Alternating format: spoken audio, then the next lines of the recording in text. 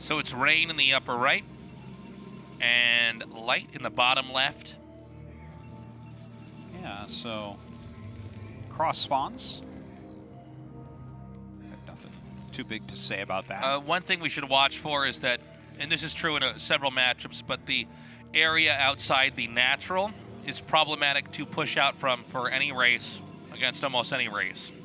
If somebody has control outside of your natural, the berth is so wide. Like if Terran is trying to push out of their natural and there's Dragoons out there, very hard. The Dragoons can descend onto the tanks, do damage, and run back out, and it's hard for Terran to get a lot of surface area. The same is true for if Terran contains a Protoss at their natural. Well, on these spots and with these two players, I think that probably won't come into play too much. You know, it's going to be hard to rally units across that far of a distance and do any sort of contain. Normally on Eddie as well, it's like really a map where you want to get 3 bases as quickly as possible as Terran. They have a reasonable layout, and you know, you just kind of take all of your high ground on this map. What do you think about scouting on the 9th probe here? Yeah, this is a very, very old way to scout in StarCraft. This was basically the original scout timing in the first few years. I'd say even the first half for a lot of StarCraft, to be honest.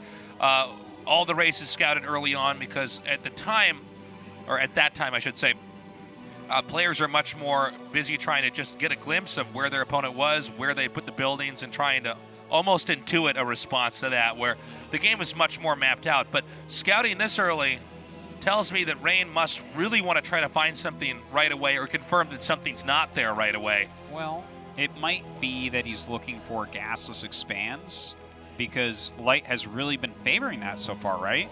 Yeah. He really has been wanting to go for that gasless expand quite a bit. You know, shows he's quite strong with it. Actually, in his career in the last 2 years, he's shown that. Not even in this matchup. He's done it against Zergs and Terrans as well. Yeah. He likes to occasionally throw out a cheeky, quick command center, and if you don't see it, and you don't punish it right away, he's already taking a lead. And against a very mechanical player like Light, that can be incredibly difficult to face off against. Now, to be fair, the new way that you counter something like a quick probe with this is to do what Light just did, where you just get the late gas. So it turns the Terran build order into almost a non-build order, right? It's very slow factory, but it's safe. You're not going to die to something like a proxy robo. You're going to get your tank out in plenty of time. But the build itself is kind of, you look at it and you're like, well, this isn't what you wanted, but okay. So the scouting of it, is the Terran afraid that there's going to be a rush coming that they can't just handle, or is there any presence of the probe being able to interfere with that, or is it? Well, just the fact that the probe hits there that early, you look at that and say, okay, well, this is a situation where Zealots can run by. This is a situation where there could be proxy robo. This is a situation where many, many different things can occur. So it's just safer to slow down your command center a little bit. Get the gas up so that you can get siege tanks out to stop whatever's coming. And Light, respecting that quick scout from Rain, gets that CC up later. But this also allows Rain to really leverage the situation in his own favor. He gets a command center, a Nexus over at his natural. And this is sizing up to be a pretty complex early game as far as openings go, compared to a lot of the other games we cast here in KSL, and we really are casting the best of the best here, but a lot went into the planning here on both sides and how they're responding. Yes, absolutely. In a game where they're, for the most part, not really engaging each other, just getting a read on each other and trying to preempt any kind of attacks. Yeah, and like, for instance, what Light's doing here, this is a very fresh response to being scouted quickly, right? I feel like a lot of this does come from that one map Snow played with the proxy robo. I feel like put us into these positions where there's an entire new set of different ways to play. Now, 2 factories coming up for Light. Again, pretty standard. The Zealot block on the ramp was really awesome from Rain, because he's unable to actually get in and see what this tech is. That probably means that we'll see an engineering bay. Yeah, an engineering bay would seem to be the safest play. Yeah. Oh, no, I like that. Oh, and that's an old school eBay. Yeah. The very, very early days of StarCraft, one of the first things people realized was you could build your own building to stop their building from being made there. So the eBay being put here denies Protoss freely taking a Nexus without fighting to get it. Yeah. And, you know, Protoss, especially in cross spawns, they tend to take that third Nexus pretty fast and pretty freely. Yeah. And putting the eBay here, if this does finish, now, funnily enough, if it doesn't, then you know there's not an eBay back at home. So I almost wonder if this may cause him to switch into Reavers abruptly. Yeah, there is the possibility of that. And honestly, there was another thing that I was thinking that maybe if the Scout had not come, I was wondering if there was a possibility that he actually finishes it for the Scout. Yeah, same. 125 minerals, you get a turret up at home, and you get a full Scout of the main base is not a terrible deal. And then you know if you need more turrets anyways, right? I mean, Yeah, the eBay doesn't die that quickly. Yeah, absolutely. But in this case, you know, it's done a little bit, not a lot. Now, one thing to point out, I didn't see a probe over there to make a Nexus, and I still don't see one now. So, seems as though there's not going to be an immediate third base. Protoss is going to power up a little bit more, and there it is, the Robotech. Well, you called that. It does look like that's what we're going to see here from Rain. So he'll be going into that, but it is another eBay being made at home. And yeah, the Armory, that's absolutely what you'd want to get in this situation as well. Armory is actually going to put Light into a pretty good spot overall, I'd say. Yeah. Now, note the Vultures came up there again to check and identify that there is not a third base, at least being taken there. There is an island on this map. If you do go for Reavers, you can take an island. This is sort of the old Lost Temple build of PvT. That's exactly what he's doing, too, because we see the Stargate coming down, so this will be a very quick carrier build, which is strong on this map because of the islands again, right? If you open up with Reaver in a situation like this, you have that shuttle, you can take the third base, and you have carriers, so the third base falling is not even something you consider being a possibility. Now, conceptually, this build being originated on the very first competitive StarCraft map, Lost Temple. I guess there was a few others around that time too, but you guys get the gist if you've been playing StarCraft for a long time. This is one of the few openings that's basically stuck around. Now, in this case, he goes straight into carriers, which again reinforces the concept of island expanding and defending while still having a real presence that they can take on a push. Now, that Academy is late enough that if one of the first scans don't see the carriers, he is going to be in trouble with that. It's drop coming across the map. Yeah, his turret spread's not so bad. It's not like perfect for this situation. Like that's an anti-DT turret rather than Reaver turret. But if he sees this shuttle coming at all before it gets there, that's gonna be awesome. I think we just saw. Look at that, he sees it. Okay, that's huge that he sees it. So shuttle speed's done now. Also typical with this kind of build. But it seems like as strong as this build is, and as old as it is, Terran would seem to have a better mechanism to adapt to this, which is not to frantically push into the Protoss or try to take the island away from the Protoss, but instead to freely grow on their side of the map as well. And carriers are quite strong, just in general, especially when paired with Reaver openings in modern StarCraft. In cross spots, it seems to me like healthy Goliath tech can more than handle this, depending on the control here of Terran. It doesn't seem like Dragoons with carriers and Reavers, I mean, they can, with good finesse, do damage, but also it seems like he could handle this. And by the way, I'm sorry, he never actually took the island. We saw the availability of the island to be taken later on, but... Ooh, that mine! Oh! Oh my gosh. Sickest mine. Yeah, that's a really well-placed mine, because that's exactly where you want to drop that. Yellow Reaver still does full damage taste. This is an old proverb. Now, he's stuck in here, right? You actually can't get out with the... No, I think he just flies right out. Oh, wow. Okay, that turret should have been placed a hex over then. Yes, you are definitely right about that. That would be a slightly misplaced turret. Okay, so you were talking about how you think that the Goliaths should be able to deal with this still, and certainly in just a very straight-up fight, you would be correct about this. The reason why I think this is a very good build on this map, other than having islands, is because there's a lot of switches to high ground. And when you get those switches to high ground, the Protoss army fights so well, right? Because you're going to be missing a ton of shots going uphill. So what you'll see from Rain likely is dancing around through high ground situations where he's kind of making the Terran siege, he's getting the extra hits in, then he's retreating a bit. So Terran's beginning to push. Protoss has got to be careful with that. Oh my God. That was a sick snipe. Yeah, the fact that I beat you to it and I said, oh, ho, ho, ho. He actually killed the 2 Reavers in the shuttle, which more Was than there 2 in halves. there? I thought there was. Maybe I'm wrong, but I thought there was 2 Reavers. No, I guess there was 1. You're I think right. there was 1. There was 1 because he had the Zealot and the Reaver earlier, and the shuttle never went all the way back. I stand corrected. So in this build, he gets shuttles out and then goes straight into Reaver tech instead of trying to just get 2 Reavers. 2 is not always better than 1 in this case. And there's the 4th base. Now, that does not appear to be a contestable location. So Light is going to have to, through raw strength, push through this, which I think he can do, by the way, because he got rid of the Reaver. He needs the macro a little bit longer.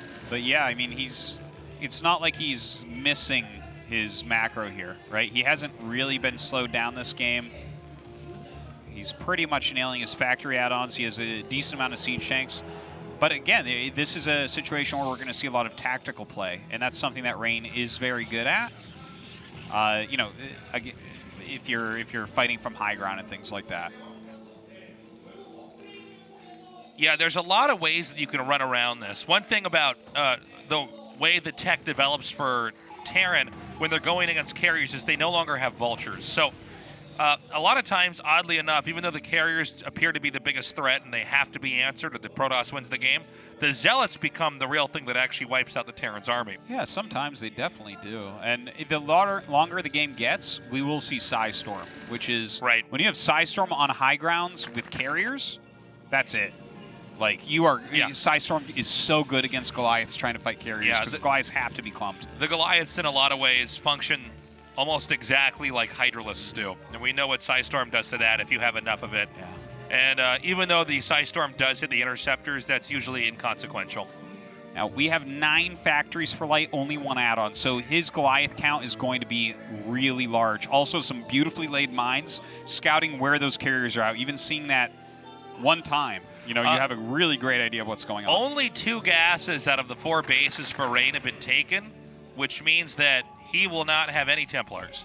Now, that little thing we saw there where the carriers attacked and then stopped, that's so that because it's this weird thing in the game. The interceptors come out one by one the first time they attack, and then after that they all come out at once. And so he wants to have them, as we're seeing here, all come out at, well, they were all going to come out at once, but he decides to pull away because why would you stay in this position when the army is this much of a threat? Definitely. And similarly to Game 2, although the Protoss tech is different circumstantially, I actually think this game might end in a similar fashion where Light might just topple Protoss. Yeah, there's a possibility, but right now he's chasing with his whole army 1 Zealot, so he can't be doing things like that. You have to be really, really, really decisive here. We need to see Light move out right now.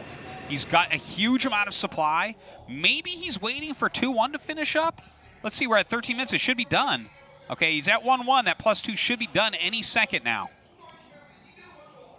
Okay, Protoss is regrouping. And by the way, Protoss is set up to try to oh my god, that actual wall in there where the Dragoon's stuck. He's got to be careful when he macros, man. Yeah. Now, seems like Light is going to try to break the back of Rain here in a second. Rain is getting in position. You can see he's debating possibly running around. Light's army's a lot better right now. It's a lot better. This is really going to come down to these carriers, I think. All right, let's see it. A lot of vultures here to clean out those Zealots. Not as many Goliaths as you would think right now, but really he's got to deal with that ground army first. And the ground army is going to get shattered here. The Dragoons have to pull back. Now, I will say Rain handled that pretty well. He came in there, he killed off some of the tanks for the carriers, and he pulled back once the Zealots were gone. He needs to reload with more Zealots, and as the tanks try to come in again, he wants to wait for the Zealots, as we're seeing here. When he has enough, he will come in and attack on top of that army. And I have to say, Rain really knows how to engage these armies. It's pretty incredible. Light made a little mistake there. He lost like 8 to 10 extra vultures because he was trying to keep the attack going. He let the vultures fight the goons as they pulled back. Rain smartly stopped. He killed the vultures and pulled back as the tank Goliath moved forward. So some great control here so far from Rain. But Light is still macroing like a fiend right now on these 9 factories. Yeah, and as the tension continues to build in the center of the map, Protoss is forced to ignore the exterior corners of the map, and we're seeing that with the upper left base being taken and no real availability to harass that. Remember that Shuttle and Reaver were shot down. Yeah. Even though that's normally used in the fight, a lot of times in moments like this, it's used to harass. He took 2 bases. He took the mineral base and the top left. Oh, I didn't even notice the bottom center. Yeah, you're right. You're right. It's so actually good. Now, this is a good way to flush Protoss out in the long run. because Terran ends up with just a little bit more momentum. Well, he needs to actually get an engagement hold on. He's here. got DTs coming here.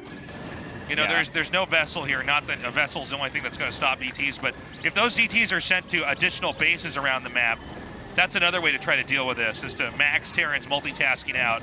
Ooh, that's a very bad angle to attack into. Okay, he does have a vessel there. That's really, really good. Has to be careful not to lose that. He's got those 2-1 upgrades. I'm sure 3-2 is on the way. Ooh, look at that. I think he was trying to get that vessel for a second there, but some good pickoffs so far from Rain. Look at that. Very nice, very nice. Now, Rain has taken this top center base as well to mirror the position that Terran has at the bottom, but there's no probes there yet. Meanwhile, this attack's coming here.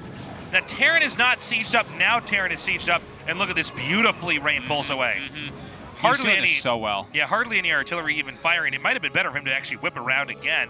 These guys are both reacting so quickly. Now, watch. The carriers try to target down the tanks. If the tanks are targeted down, over time, the Protoss army becomes superior. Dragoons and Zealots can win the fight. Well, Light actually has 1,100 gas, so he can have more than one add-on pumping tanks and still make enough Goliaths to deal with this. And Very true. We really do need to see that. That's one thing that a lot of people screw up on, is they over-counter the carriers. Okay, see, he has 3 add-ons. Oh my God, Light, you're so good. He has the top left base. He's so good. And now we have a really good EMP over on those carriers. And I feel like we're watching a Terran almost play like a Zerg against his Protoss and just continue to gobble up the map. And now this army in the middle of the map is puny. It's inferior. The interceptors have been lowered to such a minuscule amount that I don't know that catch-up is realistic. And I think from here, Light can actually snowball this game into crushing Rain in the upper right corner of the map. In fact, not even necessarily taking out bases, but pushing all the way through. This is flash level macro coming out of Light right now. This is absolute insanity. He's even taking the bottom right. He's expanding everywhere, keeping so many units in the center while spending all of his money and keeping pressure on. This is madness. This is so hard to deal with for Protoss. Okay, he backs up again. Now, Templars are finally entering the game. But I worry this game is less about tech and more about expansions and the room for error here. Terran continues to push further forward here. Interceptors are coming out from the carriers, but it's not the ideal amount. He's not maxed out with 8 in each right now. Well, hold on, though. He's actually starting to break through. Where are those reinforcements? Might end up losing quite a few units here. Those carriers picking off quite a few siege tanks, but now the Goliath's coming forward. They do have 3-2 upgrades trying to take down a carrier. There's just enough tanks here. The ground army's beginning to be whittled away. Reinforcements are coming up. Supplies are virtually even. He's got to be careful. You don't want to overfight with these Goliaths that are up front. You need to reinforce. If Terran smashes this next push, Protoss smashes this next push, Protoss will be free to come through on the map and start to wipe out the upper left if he scouts it out correctly. Yeah, and if you can kill everything in the upper left, then this becomes a real game at that point. Look at this, though. The Dragoons are starting to melt. These 3-2 upgrades, just fantastic. Almost, yes, gets another carrier. Gets another carrier. 3 carriers left. Okay, but with the amount of bases that Protoss has, I'm worried this becomes more an issue of the ground army here. The number of gateways that Protoss should have should be very, very, very high. And if he can reinforce this with Zealots, Dragoons, Templars, he still might be able to push through here. As weird as it sounds, I think there actually is a realistic shot of Rain coming out on top. In my opinion, I'm looking at this game right now, and the fact that he got him down to 3 carriers when he has this many bases, he's on 9 factories with 3-2 upgrades. I feel like the ground army, all it's doing is buying time for carriers to do damage, but now that the carrier count is so low, I think we're going to see some attack move action here in a 2-2 set. You might be right, Artosis. The Terran upgrades are much better than the Protosses in this game, but if he keeps sniping the tanks, I just can't count him out yet. Yeah. So he is fighting from the high ground here, taking a much more favorable engagement. Light backs up, he sieges, Rain turns around, gets out of there. I question, though, how aware Rain is of these additional bases. Yeah. All it would take is a Zealot and a Dragoon at each of these bases to interrupt all the mining. It's not like Terran has a lot of mobility here. There are not vultures really in this game right now. No. You know, he's got such a high gas bank, you actually almost don't even want many vultures. Maybe to pick off a few units here and there, but he has already laid some mines. You see the Dragoons were going up to check, but they turn around. He does not want to run through a minefield right now. Terran's outposted over here in the center location at 9 o'clock. Protoss has rebuilt a pretty crafty army here. Again, though, the income from Terran, it's very hard to match this. But Psystorm, Carriers, Dragoons, Zealots can absolutely destroy Siege Tank Goliath. Yeah. Well, he's got the Vultures out now, so this is going to help a little bit. Even though the Vultures are kind of the weak unit here, you can pick off High Templars really quickly. You lay these mines that help to buffer a bit as well. Look at this, he scans, he gets in there, picks off one. They aren't being that efficient as of yet. Like but all he needs to do is get on this high ground. I feel like we don't have any observers with this army, which is certainly an issue. And the Vultures taking out these Templars, that's huge! Yes, that is so big. And now Light has also taken this high ground position. And that was what Rain was using to stay in this game. Now we can see Light just attack forward into this mineral base. Light might actually be able to topple him here. This is the moment that Rain absolutely cannot lose control of this game, and I don't know that control will really cut it at this point in time. There's just too many Goliaths, and the Siege Tank sieging up. Oh man, there are a ton of Goliaths here. These 3-3 tanks will just chew through these Dragoons as well. Maybe pushing a little bit far forward with those Goliaths. Would love to see them pull back slightly, but Light right now, so confident in his push. And what were Dragoons is now a pile of blue goo as Terran pushes forward at this 12 o'clock location that has been contested this entire game. I think this is probably the moment where Terran will come out on top as Rain's supply is now below 120. Wow. Just some amazing play. The Interceptor's almost all gone. Even a couple dropships. GG! Hell yes! Yes, indeed. Woo. That right there was some damn good macro. That was some flash level stuff we just saw out of Light. He suddenly, right? He was on 3 bases, start a push. We don't even notice. We see the whole map. We don't even notice. It's crazy 5 because bases. Now what? 6 bases, 7 bases. Can I have 8 bases? No, I can't. But 7 bases is a lot. Now, he managed to take all those bases, and while Rain was trying to fight the army head up, he discounted the sheer production that was coming from Light. And look, it was 9 factories. He got into those 3 add-ons at the right time. Light is so well practiced for this, and his mechanics are so strong. His fundamentals are so good. He is playing some beautiful StarCraft here tonight. You can see what happens when you practice the good, strong fundamentals that he always does. A lot of people say, oh, he's predictable. Oh, I kind of know what he's going to do ahead of time. But when you practice as a pro gamer for 13 years after years of practicing as an amateur, in this type of regard, here you are at the championship level, right? Right. He's tied up 2-2 against Rain. Now, this is anyone's series. I don't think we're going to get a shot of it, but that Shuttle and Reaver were picked off, which should give it a little bit more momentum with his push. Now, this was Rain's best moment. As you can see, he managed to single out the tanks that were over here. And when you take out enough of those tanks, suddenly the Zealots and Dragoons can fare very well against Vulture Goliath. He also knew exactly when to turn around. Now, as the game progressed on, we're looking at the fights, but take a look at the bottom left corner of the screen, the mini-map there. Notice the bottom center as well as the upper left are under Terran control. The SCVs are mining. So ultimately, these fights and how they go down are really inconsequential because if math serves us correctly and Light's macro is good enough, it does. The sheer Terran production will, over time, win this arm wrestling match of whose army is better. Yeah, it was, what a crazy game this was. Yeah, this was very cool. Light really showed so much power here. Because it shows not just how to take, in army versus army, how to win this fight. It was, look, just expand. They don't have a mobile army. Carriers are slow and must be escorted the whole time by Dragoons. And so to just have this army trying to defend these locations, it allows Terran to suddenly branch out and just take over all these key locations on the map.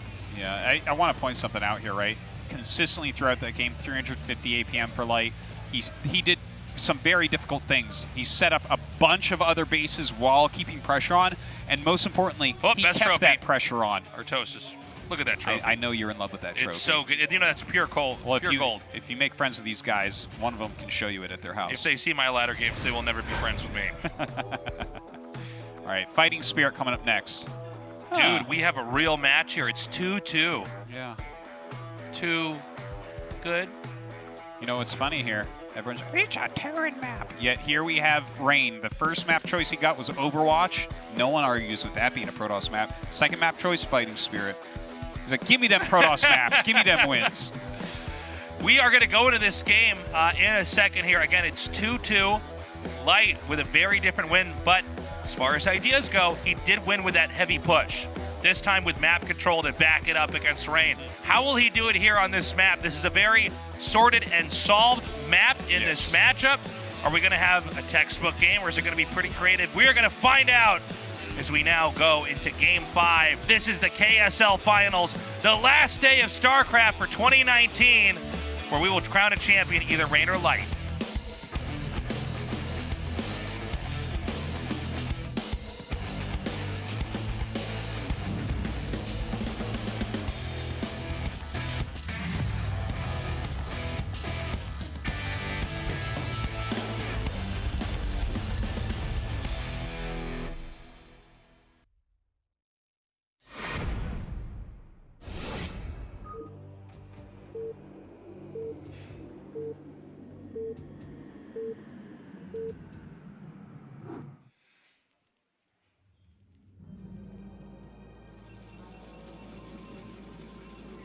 Okay, we've got both players hugging the right side of the map. Protoss at the bottom and Terran at the top. Okay. So these spots are really not bad for Light. They're not like the best. Well, it matters if you like cross spots or these spots. But what I'm trying to say is, if his third base was towards Rain, that would be a very tough spot. But it's a calligrapher nerd. Yeah, look at this. Look at that. That's Brought in that to our class. That's in what is it? Feudal Times font. But ooh, look at this, Chad Light. Oh, nice. Look at that picture of Tasteless right there. That's right, man. Look at that no regret one. I just want to. Oh my god. Look at the chin on Rapid. Yeah. On Rapid there. Thank you for that artwork. Loved it. But did that also get the award for the sign? Did they give it out to two I don't people? know. They both deserve it. Because that sign, otherwise the second sign would have won if it was actually in medieval font. I thought you said that Light was in the bottom right. Okay, these are are actually. I might have actually done that. I might have swapped them. Okay, yeah, these are actually good spots for Rain. This is a game where if I'm not mistaken, Rain should end up going Reaver and denying the third base of Light. Because the third base naturally, Terran tends to take the center right. And so if you can get your army over there, you can kind of push that away. Yeah, and normally Reaver is very good for that. We saw him doing that a little bit on Overwatch as well. It's another decent map for it. In these spots, though, you can rotate from defending your base to attacking their third to attacking their natural like so quickly. So, yeah, I think Reaver is the best, but you can do it with just shuttle and goons. It just kind of matters how you want to play it. But so yeah, these are the best spots you can get in PvT on the map. It seems like there's two approaches to this map, and I think we're going to go with your approach for this one for sure. I think that makes more sense. But the other one is to completely ignore the Terran and to not attack them at all and just go for the macro game here. But I think especially in these spots out of all of them, you really need to come in there and actually threaten that would be third base, because otherwise it's just very easy to push into the main. Yeah, it's if you do go straight macro, generally ends up being an Arbiter game. Where you have 5 bases as Protoss at the critical moment. That Terran comes out maxed with 2-1. I don't think that either player is going to go for exactly that. Anyways, it looks like a factory expand from Light. No big surprise there. He's been doing a lot of gaseous expands. I think he needs to put that build order away. Got to vary that a little bit. He's getting a decent scout off. Dragoon will be out in about 20 seconds. So he's going to have to get this SCV out of here before then. So, one little subtle thing here is that, he will find this. I was going to say, if you don't find that second pylon right away, you can assume that they might have some kind of really cheesy build coming your way. But the thing is, at this level of play, it almost always means they hit the pylon somewhere else. Yeah. But especially for in a ladder game, that's a good little freebie. If you want to just hide a pylon somewhere, and if they don't scout it, you can send them on an incorrect build order algorithm. So it looks like Rain wants to get quite a quick Nexus here. Of course, the command center coming up after the bunker, so very safe play from from Light, and now we get to see from Light. Does he add the second factory? Does he add the starport? Or does he go Armory and Academy? Those are our options. Yeah, I'm very curious to see what it's going to be. Yeah. We won't see until the Siege Tank and Depot are done, but after that.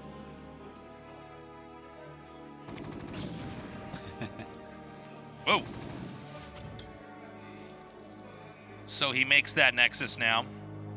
And there's a second Dragoon that was kept back here for a little bit in case there was going to be a Vulture run by or an SCV that's going to run in. I think we're actually going to have that SCV try to come in now. Yeah.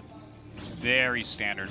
This is the exact timing that you check for the Nexus to check if they're one-basing you. If the Nexus is not started by 4 minutes and 20 seconds, then there is cheese coming your way. Nice, a 420 timing Artosis. We did It's it. true.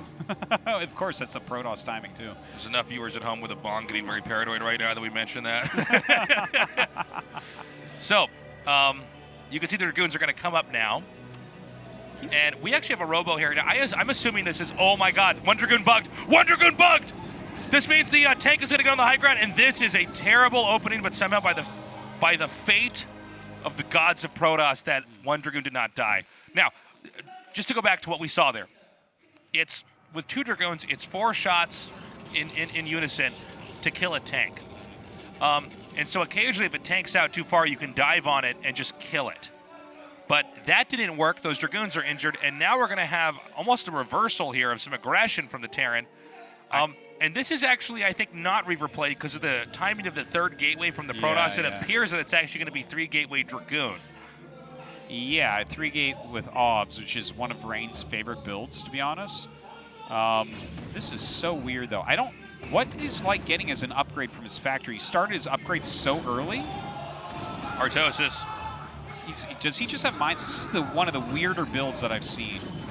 This might be the weirdest build today. This oftentimes almost feels like it's just an instinct move here, where he realizes, okay, the Terran is hurting, or the Protoss is hurting, excuse me. I'm going to try to push across the map, but where does this go, actually? Because now the Vulture one-shots this, and this is all due to the fact that Rain, perhaps impulsively, decided to dive on the tank, and the Dragoon bugged, and it completely and totally backfired. Great control here by Rain, but Light wiggles away. Vultures are going to come down here. Now, we should have an Observer coming up onto the screen in a moment. Yeah. Well, I mean, he will clear this, but advantage Light big time. Hugely. Ah! Oh, my God. This is, this can happen. Usually, Terrans kind of fall apart really quickly in this matchup, but if something like this happens, it's the Protoss that'll usually lose control of the game. We see another mine going down. There's not enough time to... Oh, there is enough time to kill it before it burrows.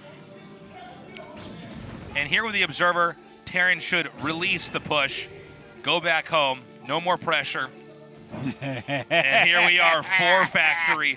Now remember, guys, that Observer had to stay back here and clean up those mines. Yeah. He doesn't know what's happening back at home here for Terran. Now, a 4 factory push is one of the most explosive 2-base pushes you can have here.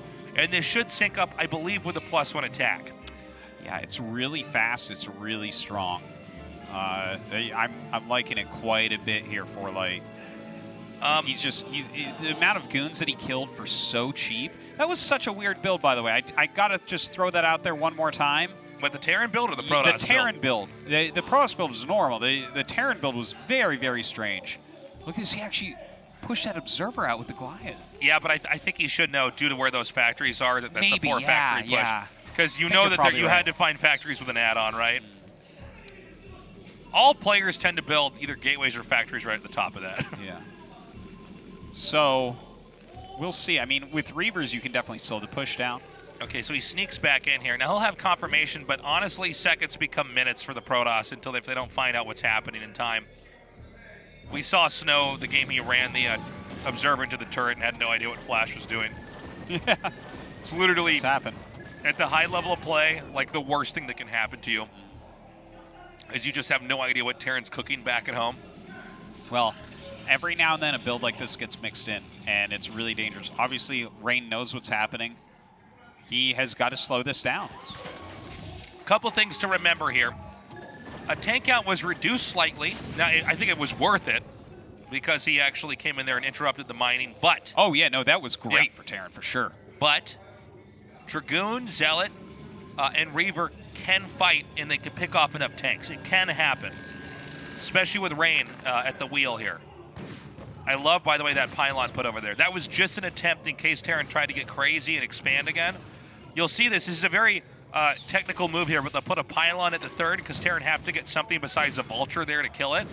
And that's when the Protoss comes in there and pounces on that location. Yeah, that's definitely a nice move. I love this, though. The turret setup. This is just going to make it very clean to leave that bridge area. Right. Because coming over the bridge is the hardest part of attacking out into the map as Terran on this map.